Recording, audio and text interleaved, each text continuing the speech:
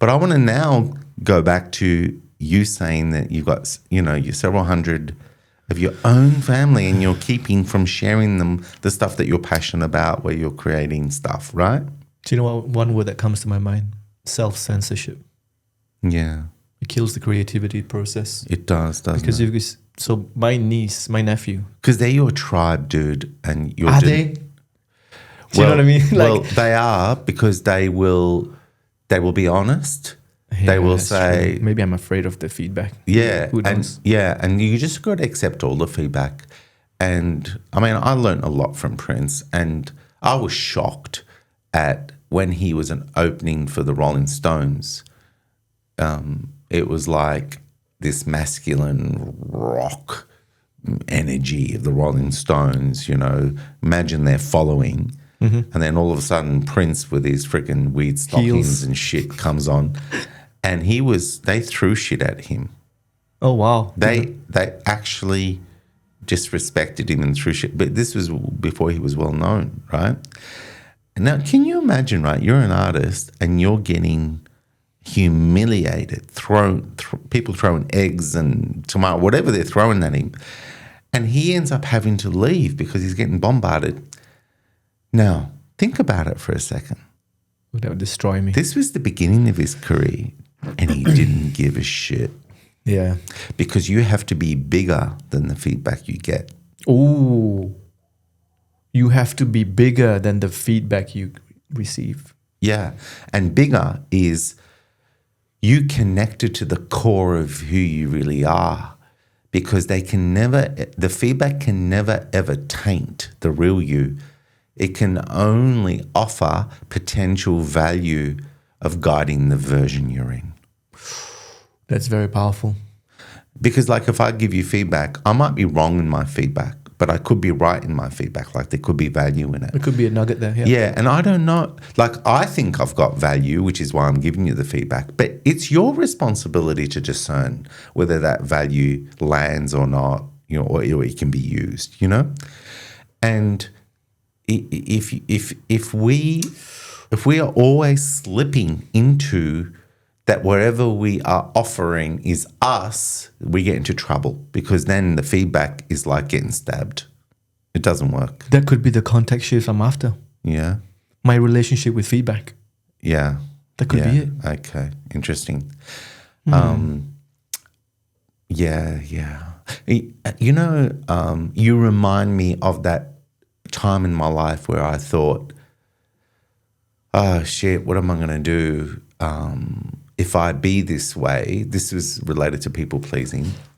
If I stop people pleasing, if I start to just go after what's important to me and be less sensitive to negative consequences and people's views of me, will I lose people that I value? Will I lose a lot of friendships? And I remember that moment, Aslan, it was huge for me, because I thought, oh gosh, if that's true, that I could lose people just by being myself, then I'm going to have to make a decision now. I'm going to have to go, I'm willing to lose everyone. Because if I can't go all in on being myself and then build a life from there, what kind of life am I building? And that really landed for me. It was huge.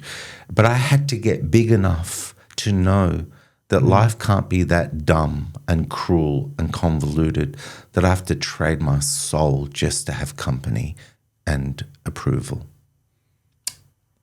Yeah, I think I am afraid of losing a few people in that group, and that's why but like you said, if you don't find yourself, prioritize that over them, then there's also this thought that this is it.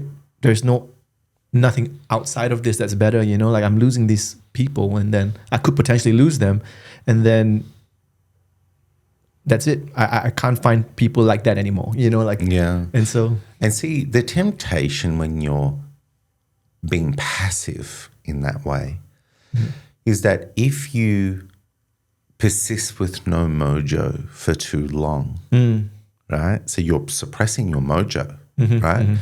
That eventually you will have enough. You'll be fed up and you risk the counter swing to becoming aggressive and careless and not caring about anyone anymore. Now you're just the belligerent, almost like an Andrew Tate personality. But that's not you either. Yeah. So you don't want to be that kind of person. It's almost like it's a loaded decision. Both are rigged. Yes. You know what I mean? Pick your poison. Yeah. Do you want people to like you at all costs, or do you not want to be liked at the cost of you being whatever you want to be? It's like, what kind of a decision is that? Yeah. No, it's so true, man. It's so funny. For me, TikTok has been working for me. I'm getting hundreds of likes.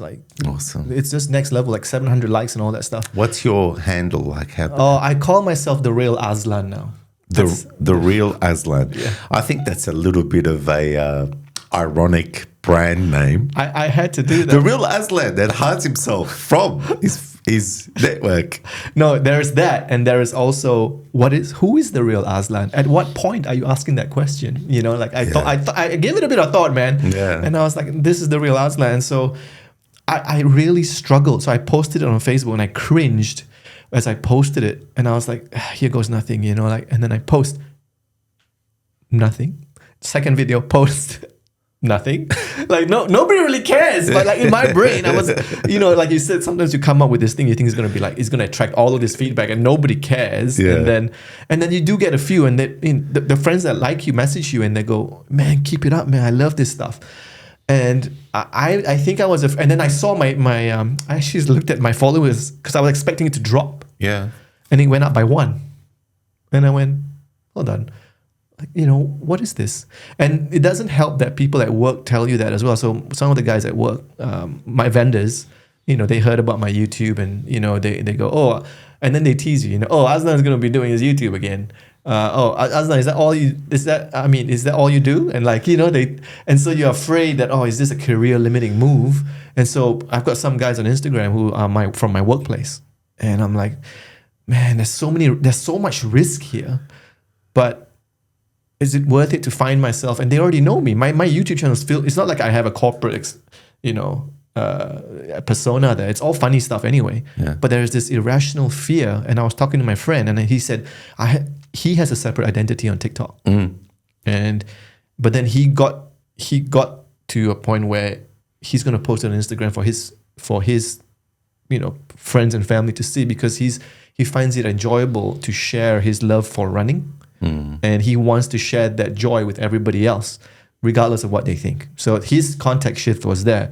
I'm still trying to find mine, but I've got 4 videos now, 3 videos, and I think I'm getting there. And I can see that. Yeah, your relation. I think the context switch shares my relationship to feedback. Yeah, there is a potential nugget there to be bigger, and to have a different relationship. It's almost like, someone might give me a good feedback that could completely shift on the way I do my comedy. And can you allow people to have wrong feedback? Yeah, for sure. Are you sure? Yeah. I mean, I let me lean in. Just make sure. Aslan, are you okay with people being imperfect and they have their own views, and you're not going to be all things to all people? Ask me that in 3 months. It's so interesting. Can I just share this story with you at work? At work, I did a change, and the feedback. Then my change manager sent out a feedback form, and I could see all of this feedback coming in, 40. Boom, boom, boom, boom. I did not open one. I did not even open one, and I found it confronting. I said, "Oh, this is a bit confronting." This is very telling. Yeah. So everyone who's listening to this, please bombard the comments with feedback. We need Aslan to know whether he's coming across as a try-hard loser or whether he is actually a very endearing character who you can easily relate to, even more than me, because he's just wears his heart on his sleeve, and he just shares based on where he's really at. It's hard, man. It's hard. So if you shut off the comments for this podcast, I'll be really pissed. No. Just kidding, as if you do that. No, I won't. But yeah, I think I think that's where I can work on my relationship with feedback. And I didn't used to be like this. But What changed? I don't know. I think a few negative hits, Oh, yeah. Okay. And then you go, oh, damn it. And then some people can be pretty vicious. Yeah. I mean, at work, it's pretty straightforward and vicious. And then it gives you, it sort of chisels yourself through your self-esteem. And sometimes you wonder, am I doing this right? Am I really a good project manager? And then you start to, oh, damn, but then I do great work. It's just that I'm like nervous now. And it affects, Facebook and yeah, but I think Facebook and Instagram is a completely same. It's feedback, and it's about losing people that actually look up to me. Surprisingly enough, there are I think people who actually tell me, Hasnan, but like now they're seeing this crazy version. I'm talking about bacon and guinea pigs and all sorts of weird stuff. What is your perception of me going to be tomorrow? Well, remember we talked about that we're going to evolve our podcast and add segments to it? Yes. I think we should just kind of like maybe get some feedback on that. But like I wanted you to, because you're such a biohacker, and I reckon people would love to hear the latest biohack tip from you in everyday life. Got any lately? This is Aslan's biohack tip for the week. Well, this week, man, it still has to do with my walking. I figured out a way on how to silent the mind when I'm walking, because when you wake up in the morning, different feelings pop up depending on how stressed you were the day before, depending on how excited you are for today. And so every now and then, when you start off in a good foot, it's all great. But when you have that fear of like, because I've got a project change coming out on Monday, and on Wednesday, and I'm nervous, and so the only way. So what happens is when you're feeling nervous, you walk, you get nervous thoughts. You get into this criticism defend mode. Yeah. No idea why. It's just, it reflects how you feel, right? Yeah. And so one thing I learned was how to shut it off. And not really shut it off, but to acknowledge it. I go, I know, I can feel it. Yeah. I see you, man, I see you. And then I go, okay. And sometimes you can self-soothe yourself into a different feeling. Yeah. But then there's sometimes you have to do this thing where I just stop and I focus on the wind on my face. And it only takes 60 seconds. Like I walk and I just hear a bird singing, or I hear the leaves rustling, or I look at the sky and just blank out. Literally just like sort of just go, okay, I see you. I understand. I love you. I'm here.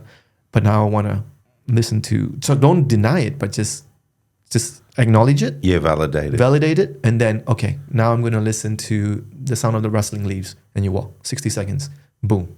And then you self-soothe. It's a lot easier to self-soothe then. Yeah. And then suddenly you think about, oh, so I found that really worked for me. That's 60 seconds. Just literally, but it feels really long. And then you self-soothe, and then it's so much easier. And then you get to a point where you're like, next good thought. And then ideas pop in. And it's very good. It is biology hacking. Yeah, it is. So it's actually literally a biohack. What I like about what you just said is that after you validate, which is such an important step, because it's like you're not fighting your subconscious. You're just deciding, I get it. I am nervous. I'm a work in progress. And I accept that, you know. But then what happens is that you take your environment, which is pulsing, like the leaves have a rhythm to them. You know, the swaying branches have a rhythm to them, the wind, you know. And so when you let your physical senses tune into that, you get almost seduced into a calmer state. Yeah. And then that sends different signals to your brain. Oh. So what you're doing is you're directing your attention to your physical senses, and just by staying with nature, it soothes you. And I think that's a bit of a coincidence, because I'm going to now segue. I mean, I like this. What you've done is you've connected me to my phone, and this song came.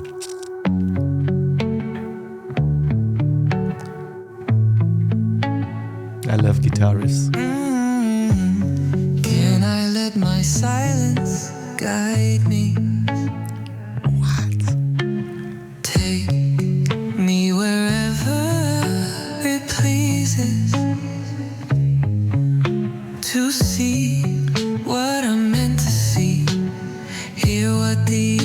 voice releases. I am not analyzing my way to a new place anymore. I am learning to feel at home, walking into my core.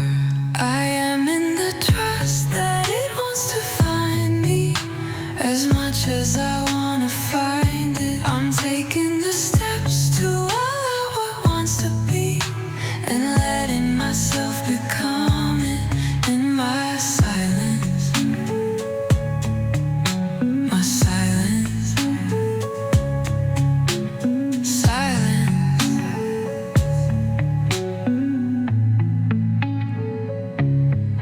Can I watch the waves crashing into the shore? See what persistence looks like, to know I can endure.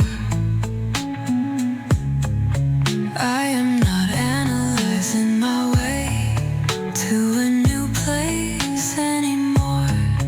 I am learning to feel. So I'm learning to fade it out. Isn't that clever? That is amazing. I completely resonated with that. I know. And that's why, like, I'll send you that track. I actually listened to that track just before I came here. Really? Yeah.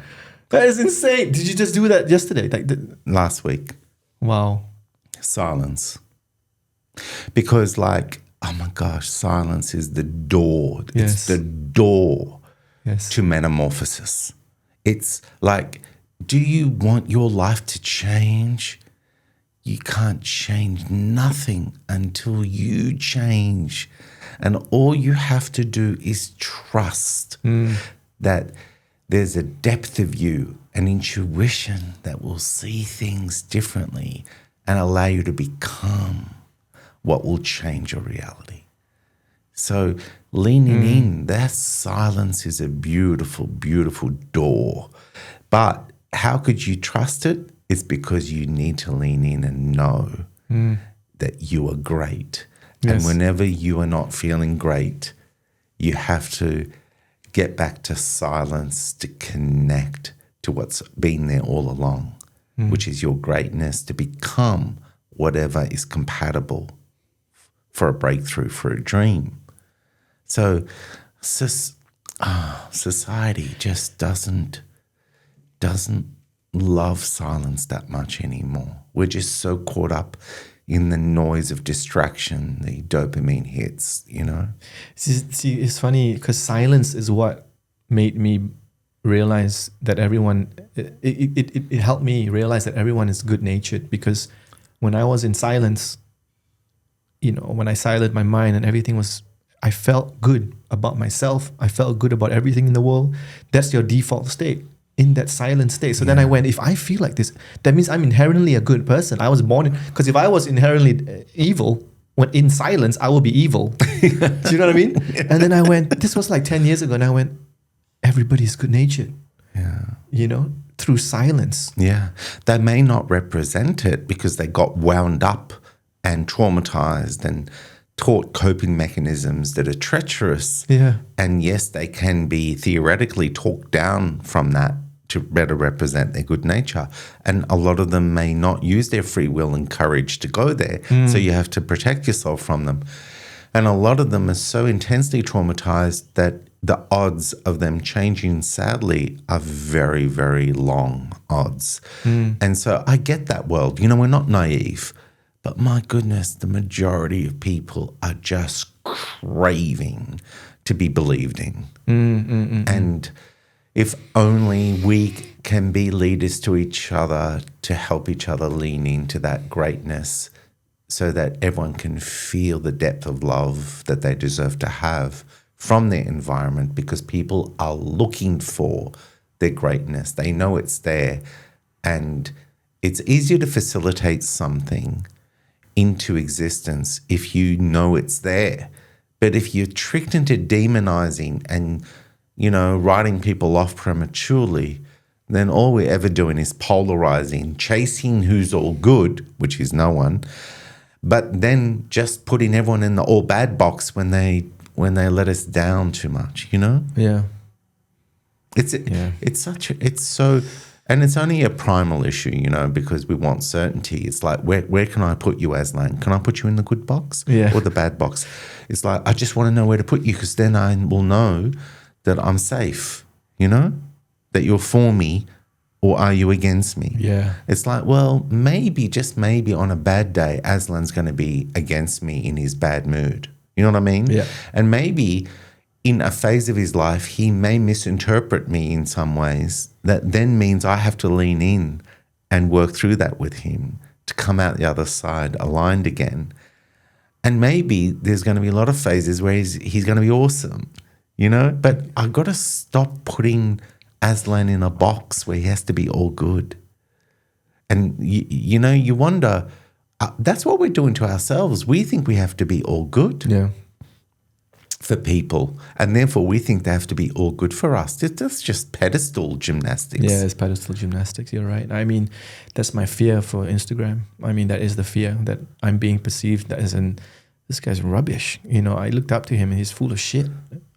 But it's an irrational fear. It's like I'm being afraid that I might get out of the good box. It's a self-imposed fear, and nobody really cares. But so yeah, it's so interesting. I'm really struggling with this Instagram issue. This morning. How long has it been going on for? Oh, just as a friend of mine asked me, why aren't you posting it on Instagram? Yeah, and I went, ooh. And I said, all right, let me pick the nice ones, the ones that I think are good, and let me post it. Safe. Yeah, so like in TikTok, anything that got more than 500 likes, I said, okay, let me take this one and put it there. And then I waited, and then 2 or 3 likes, and okay, great. But then I know as I keep posting that the few people in there, they're going to start looking, what is this Aslan posting every single day? Like, what is this? And then they're going to start to see how random I am. And then, oh, no, look, he's saying balls and dick and you know, shit. And I don't want my kid to. Yeah. Because their kids are following me. Yeah. I mean, I'm not asking them to, but they're following. And they're like, am I going to be a good role model? Is this what I want to portray myself? Am I letting them down? You know, like my family down?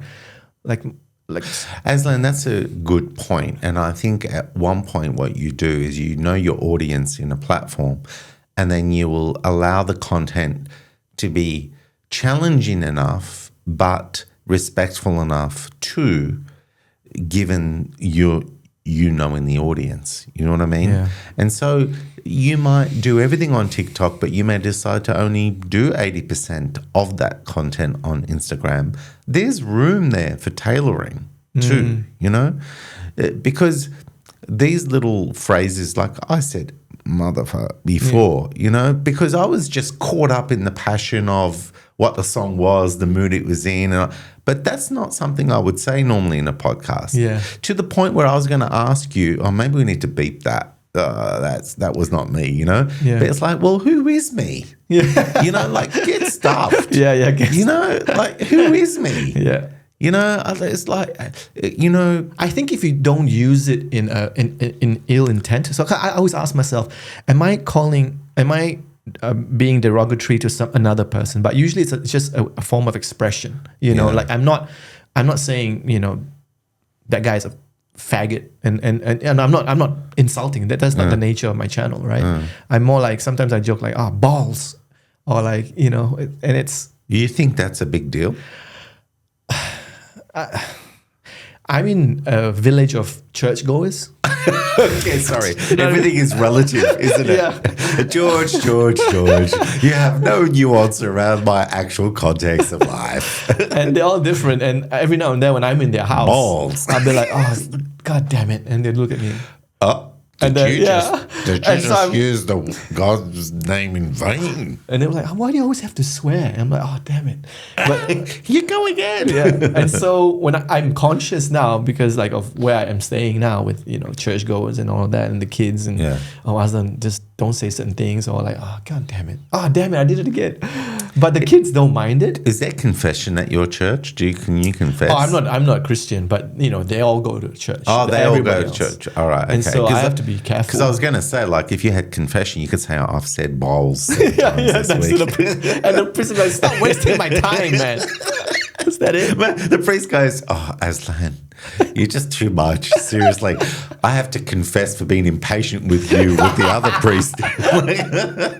Yeah, it's funny. But yeah, I'm getting over it, and I'm trying to figure out where the nugget is, where the context shift is, and I think being uncomfortable is a sign that there is growth here. Yeah, And I have totally. to go. I have to go, man. Like, I have to try this.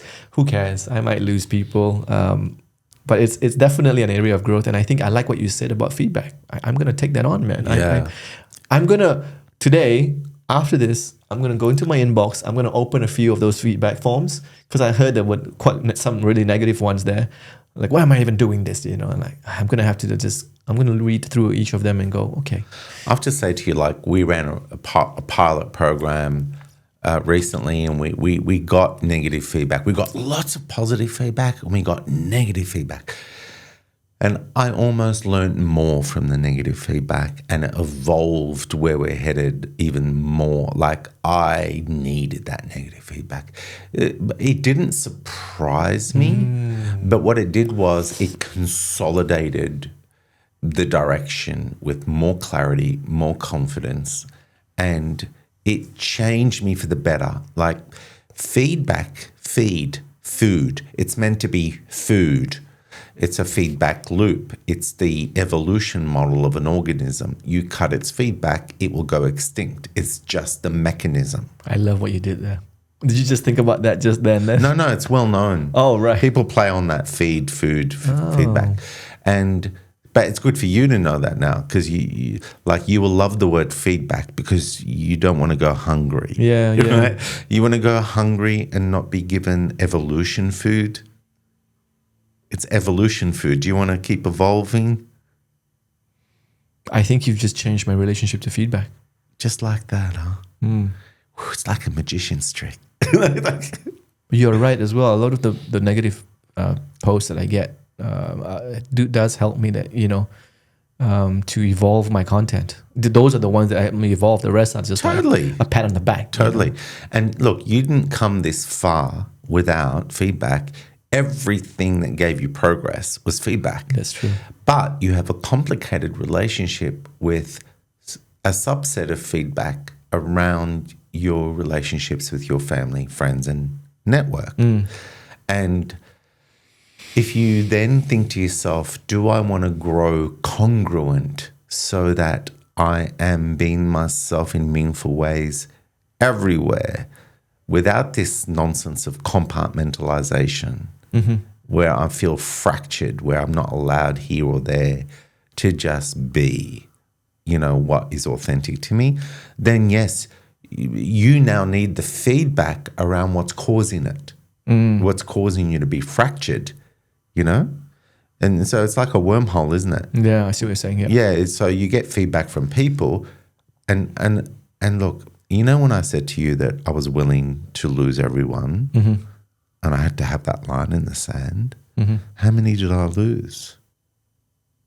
Probably none. Yeah, about none. And I think I lost 2 or 3 or 4 over time that I think I was going to lose anyway. Right. Because they just didn't align. Yeah. It was just ridiculous, right? Yeah. And so for me, it's like there was 0 genuine consequence for me deciding I mattered and that I can be things that are important to me and allow people not to like it. And for me to understand why they don't like it and use any value that comes from that to make me even better for me and them. But anything where I noticed is just not landing for me to the best of my humble ability, I have to keep at the door if that feedback is not sticking in any meaningful, useful way. I just have to allow that process. Yeah. And once again, it's like, are my roots deep enough to withstand the wind of criticism? Because that tree can handle wind. Wind is pushing you. It's saying, hey, I want you to fall over. Yeah. Right? It's like my feedback is going to make you fall over. Right? And then you go, tell me more. Tell me more why you think that. Now look at the branch, because when I was listening to silence on my way here, I was looking at a tree that was dancing in the wind, where all its branches were just gracefully moving in different directions. It looked incredible. Right. And it's like, look at the grace of tolerance of these branches that know how to let the wind push enough, but it knows how to stop gracefully and then counter back and swing the other way so it doesn't swing too far. It's like, so what would that look like as an algorithm for feedback? It'd be like this.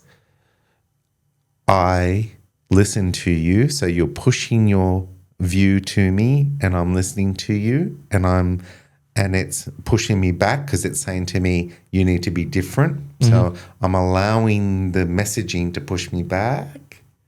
And then I say, tell me more, because I really want to understand what kind of pushback this is. And then I go, your feedback, it means this to me, ... And then I've moved back, changed from the feedback I benefited from you, or, hey, your feedback means this to me, and I realize that you're coming from a good place, but you didn't realize this, and this of why I do that. So I'm not changing, but I'm really appreciating that you cared and you were giving me feedback. So worst case scenario is you just show compassion and gratitude to the person who gave you feedback because they thought it was of value to you. And then when you leaned in deep enough, you found out they were missing a lot of information and context. So you furnish him with it and they go, oh, that makes sense, right? Right. But if they say no, it doesn't make sense. It doesn't matter either, does it? No. So if they say, no, I don't care about your context, my feedback sticks, say, no, I get that, but I'm not going to do anything with that feedback until it makes more sense to me. Right. That's called a boundary. Now, if they jump up and down and go, no, my feedback needs to be the most important thing in the world, and you need to be very afraid of my feedback and do what I say. It's like, yeah, nah. Nah. Yeah. No, because you've just disqualified yourself from having credibility in my life by behaving this way. Yeah. It's like a tantrum with a toddler spitting his dummy out the cot, you know? But most people won't be like that most of the time.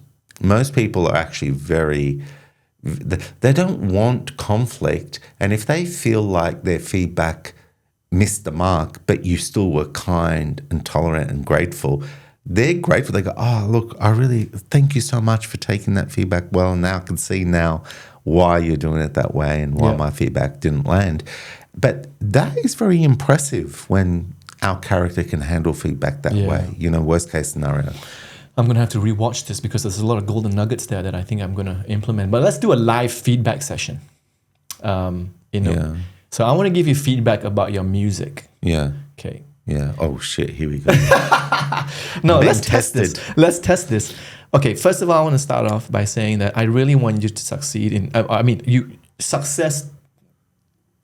Personally, I know you already have that with your music because it resonates so well with you. Yeah. But the relationship with the world, the people like me and my wife, my wish for you is to have people like us going, let's download that music. Gotcha. Do you know what I mean? I want you to succeed there. Yeah. But one thing, the music I found that resonated with me are the ones that are most simple in the wording, in the phrasing. It's that fluffy cake example, not the too much dense lyrics. That's right. Yeah. So that's why that Celsius and the silence, it's almost like 6 words every bar that it really, but when it goes more, I feel like there's too much and I have to focus. And then I move away from the focus, from the feeling. Those 2 tracks, I could feel it. Yeah. But when there's too much words, I am out of my feeling, trying to focus. And I don't know why my brain does that. I just realized that when it goes too much, I'm trying to listen, but I cut off from my feeling. Yeah. So that's really great feedback. Oh. And that consolidates my understanding of when I write a song, is it really just for me? Yeah. Versus, is it really, do I want my music to have a relationship with the world? Right. Because there's a song called Wet, Blurry, Bright Lights. Did I bring that up before? No. So Wet Blur is the number one out of the 70 tracks odd that I've uploaded to SoundCloud. Can we hear that? Yeah. And it's number one because it's made you probably now going, well, what's made that number one? And it's because it's so relatable. Relatable is the other one as well. But also the lyrics, they don't. Sorry. In my rearview mirror, keep reminding me I won't be seeing you ever again, ever again. I am moving on from you, moving on for good. They tried to warn me you were no good. They Simple. didn't see the parts of you I could. Nice. So many glimpses of what could have been. The second I opened to finally see, you couldn't even measure up to your own expectations. You knew how to seal your fate with those lame justifications. With so much fear, so much doubt, my world was spinning as I walked out. With blurry bright lights in my rearview mirror, keep reminding me I won't be seeing you ever again, ever again. I am moving on from you. This is a good example. Moving on for good. So much love when you were in the mood. Hysterical laughter, aching bellies after. I hope you miss me like I think you should. I did so much for you, but you made it win-lose. You couldn't even measure up to your own expectations. You knew how to seal your fate with those lame justifications. With so much fear, so much doubt, my world was spinning as I walked out. With blurry bright lights in my rearview mirror, keep reminding me I won't be seeing you ever again, ever again. I am moving on from you. Moving on for good. I feel different now, like it's really it this time. Was that look when I caught my eyes in the mirror? Too numb from the hurt, from too many lies, too many times burned.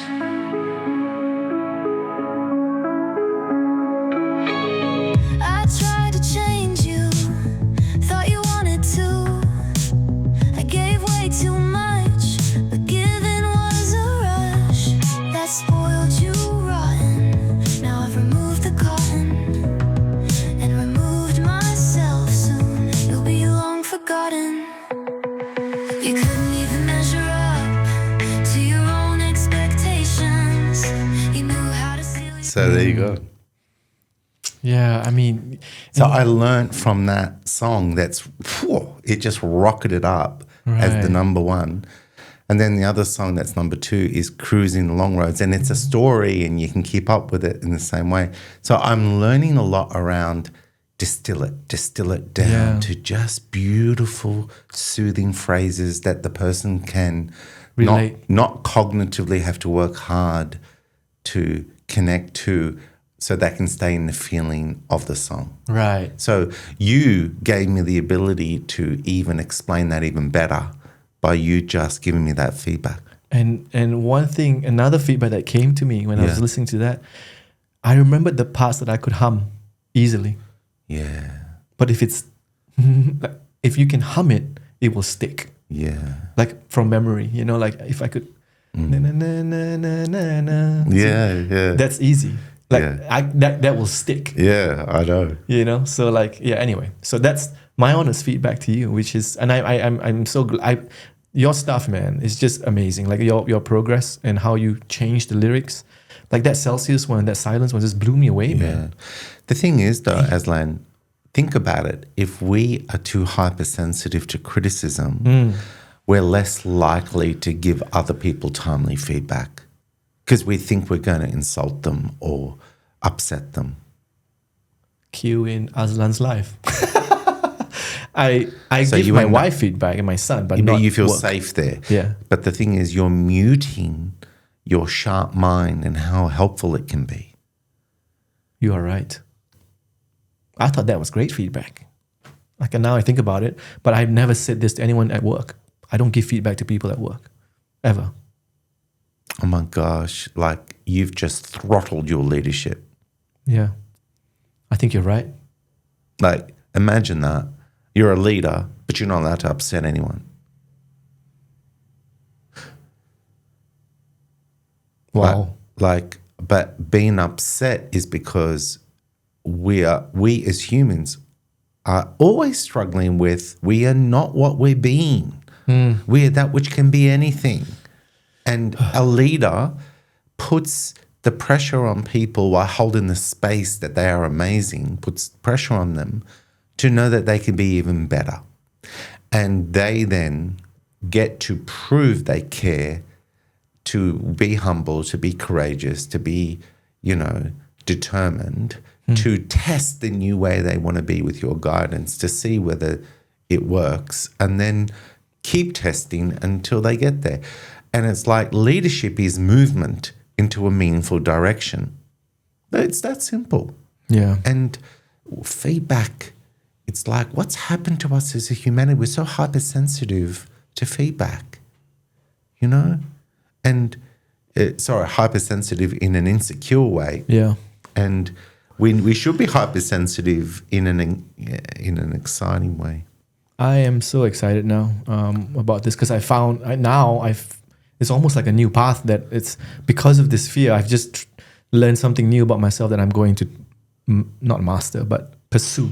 Yeah. I'm going to go deep dive into this because, I'm feeling great, man. I'm feeling like I've got this new path that just opened up, It's like almost a new road and I'm going, oh, what is that? And I'm at the start of that road. I'm excited to go in. Yeah.